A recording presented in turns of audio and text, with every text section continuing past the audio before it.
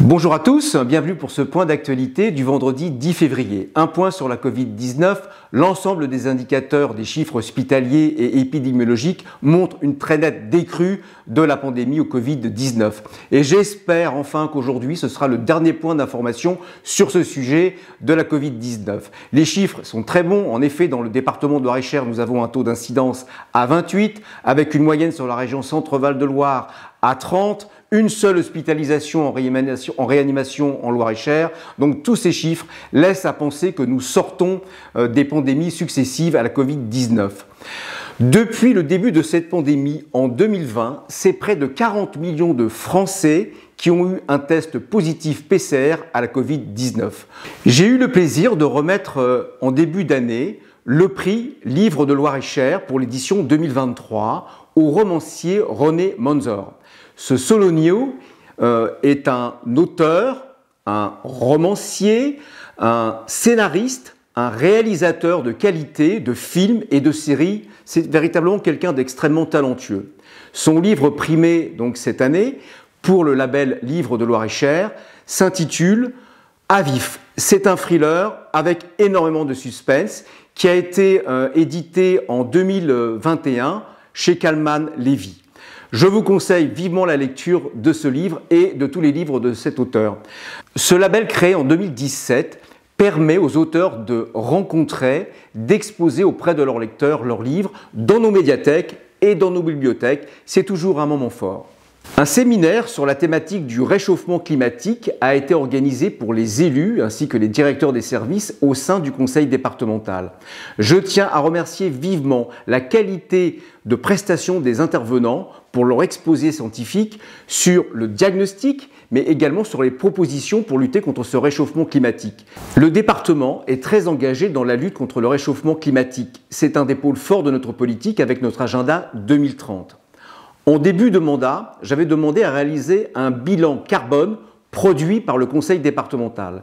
Et j'espère qu'à la fin de notre mandature, ce taux carbone sera nettement en régression. C'est une priorité pour le conseil départemental. Nous avons lancé une opération Plantons des arbres et des haies. Nous pouvons donc vous soutenir pour ces projets, que vous soyez particulier, que vous soyez agriculteur ou une association. Vous adressez vos projets au conseil départemental jusqu'au 22 avril.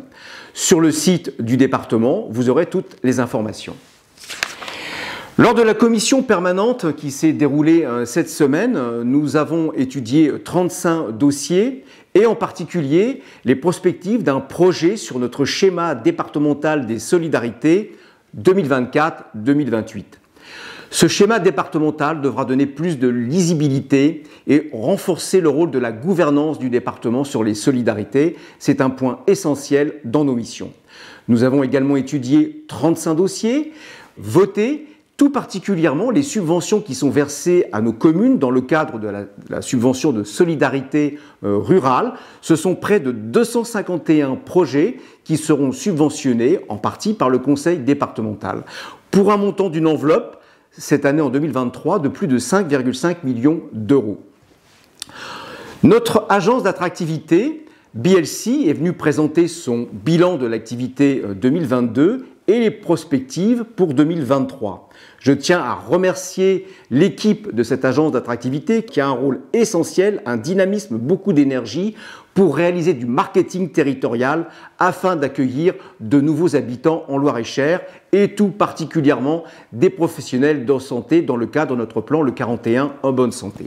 Hier, j'ai eu le plaisir de signer notre convention de cofinancement pour la passerelle sur la Loire, cofinancement réalisé par l'État, par la région, par Aglopolis et par le conseil départemental. Le conseil départemental assurera la maîtrise d'ouvrage de la construction de cette passerelle qui sera positionnée sur les anciens piliers du barrage sur la Loire, reliant ainsi le lac de Loire au parc d'Aimé. Passerelle de 380 mètres de long, de 4 mètres de large, qui assurera les mobilités douces, piétons, cyclistes et cavaliers. C'est un ouvrage dont le financement est évalué pour le moment à 14 millions d'euros. Les débuts des travaux fin 2023 et j'espère la fin des travaux et l'inauguration en tout début 2025. Je vous souhaite à tous un excellent week-end et à bientôt.